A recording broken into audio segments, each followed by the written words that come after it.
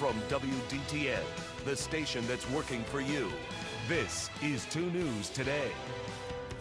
Boy, was that a show that Mother Nature was putting on last night. Thank you so much for waking up with us on this Tuesday. I'm John Seibel. And I'm Lauren Wood. I sure didn't sleep through it. Storm Team 2 meteorologist Jamie Jurosic says we're following breaking news out of Springfield. Springfield police say that a man dies of what appears to be a self-inflicted gunshot wound, and 2 women were also shot and suffered non-life-threatening injuries.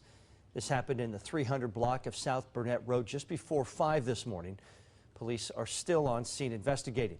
We are working to learn more about what led up to that shooting. Happening today, Trotwood residents will start seeing the leaves leave.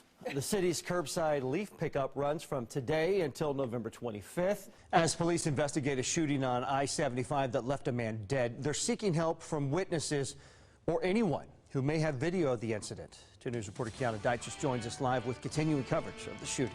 The concerts, along with car shows, dog shows, and Hamvention, kept the doors open.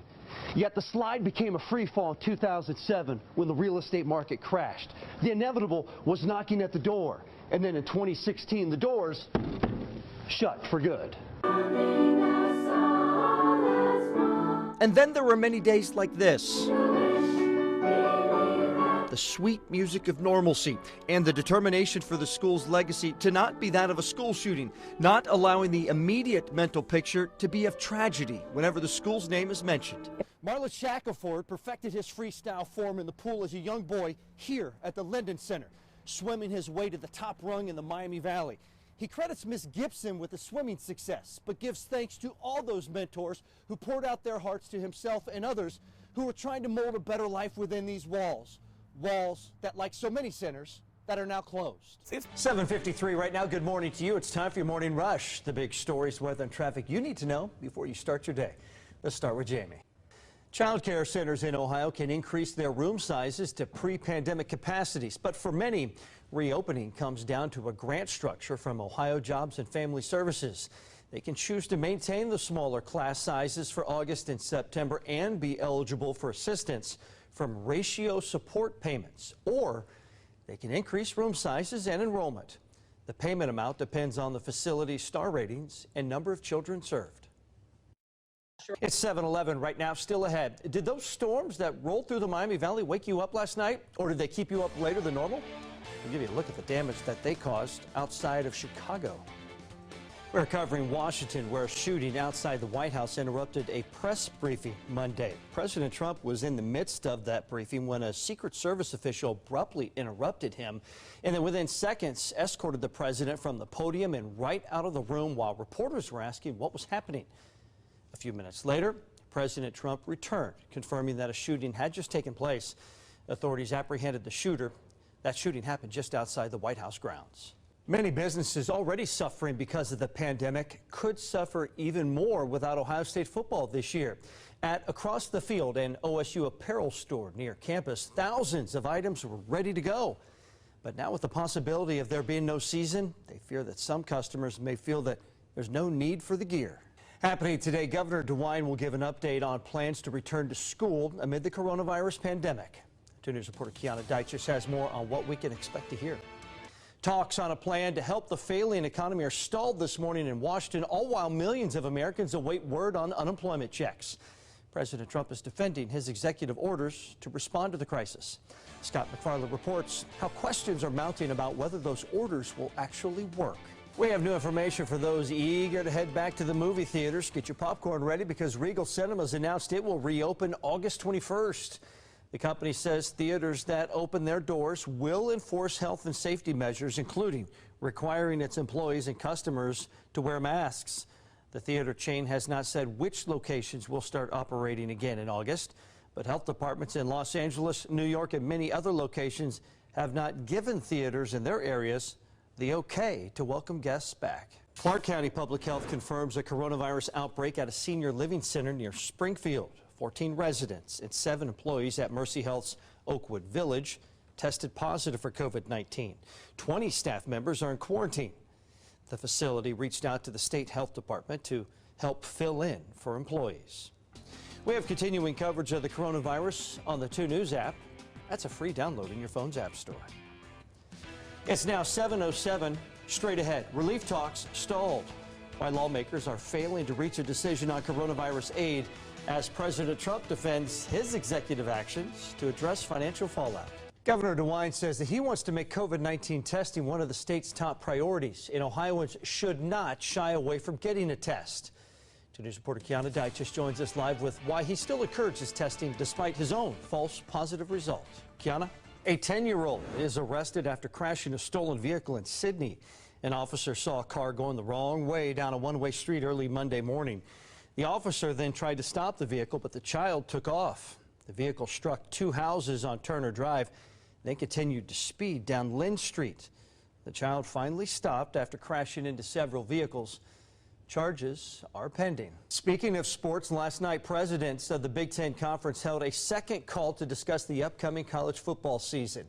Reports coming out of Saturday's meeting indicated a majority of the Big Ten presidents want to postpone the football season to 2021. However, no vote was taken. The Ohio State Buckeyes returned for fall football camp on Thursday, but the Big Ten has put a hold on full contact practice. All right, staying with the traffic theme, we have a couple of traffic alerts to pass along to you this morning, starting in downtown Dayton, where Kiwi Street will be closed today to replace pipes due to the recent water main break. The city says the entire street will be closed until further notice. And overnight lane restrictions will begin tonight on US 35. It's part of the Super Street project in Greene County. US 35 will be narrowed down to 1 lane in both directions between Factory Road and Orchard Lane for storm conduit installation. The restrictions will be in effect from 7 p.m. until 6 a.m.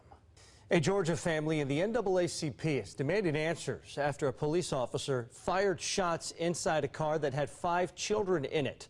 According to the Georgia Bureau of Investigation, officers tried to get license plate information on the car, with 3 minors, ages 9, 12, and 14, got out and ran. When a second officer came to help, officials say the car drove toward that officer, who then started shooting. A 15 and 16-year-old who stayed inside the car are facing several charges. No officers were injured, but 2 have been placed on administrative leave. According to a pastor in Alabama, dozens of people from his church have been infected with coronavirus. Pastor Darrell Ross of Warrior Creek Missionary Baptist Church in Cullman County, Alabama, announced more than 40 attendees have been infected, including himself. The pastor says the spread happened after a multi-day revival event at the church. Many members skipped the event due to concerns over the virus. Masks were not required, and some social distancing measures were reportedly in place. Ancient Greek historian Thucydides once said, "The bravest are surely those who have the clearest vision of what is before them, glory and danger alike, and yet notwithstanding go out to meet it." That risky meeting for the Dayton Fire Department was historic in 2019. And I heard a lot of debris flying around, and this stuff crashing, and this glass that's everywhere back there right now, but it's really terrible. Memorial Day ending in horror. 15 tornadoes barreling through the Miami Valley. Days of around-the-clock search and rescue, taxing each firefighter sifting through the rubble of decimated communities. Typically, police officers and firefighters, they kind of steel themselves to this type of thing, but not 4 and 5 and 6 things that happen in 1 year. We got shots fired. We got multiple people down. Barely 2 months later, another call unlike any in the history of Dayton. A mass shooting in the Oregon district with 9 people gunned down. Payne says they were ready. We were prepared for all of these things. Let's be clear, you still fall back on your training, but this isn't anything anyone's ever done before, police or fire. Payne says the Dayton Fire Department met the unprecedented challenge squarely, yet he acknowledges the collateral price that his firefighters personally paid. Pain. There's a lot of pain. There's a lot of folks that needed the help, and they saw it after it and they received it. But I'm very proud of the way that Dayton firefighters bounced back, and they just knew they had a job to do.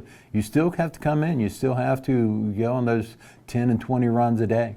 Payne says the fire department and the city are engaged to ensure firefighters get the health care they need. He also adds there is a silver lining to the year of tragedy. The fire department is better and even more prepared for the next event, tipping his cap to Dayton Police Chief Richard Beal as the two came together in the weeks following the shooting. They analyzed the events that occurred, and they identified things that they could do better. They identified things they did well. And more prepared and ready when called into action, yet hoping they never have to put that training into practice ever again. John Seibel, 2 News, working for you.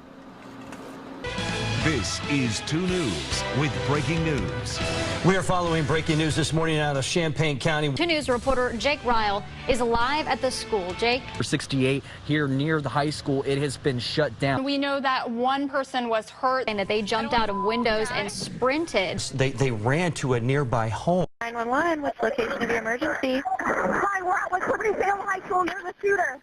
A fellow student accused of turning a shotgun on his classmates, leaving 2 kids injured. One, Logan Cole, in serious condition. Logan's recovery of his physical wounds are to some miraculous. But far less noticeable are the wounds the rest of the student body is dealing with. Wounds you cannot see. Everything changed on Friday, January 20th. I kept saying to students, the train is still moving. You know, the train is back on its tracks and everything's moving, but we don't feel on the inside like we're moving.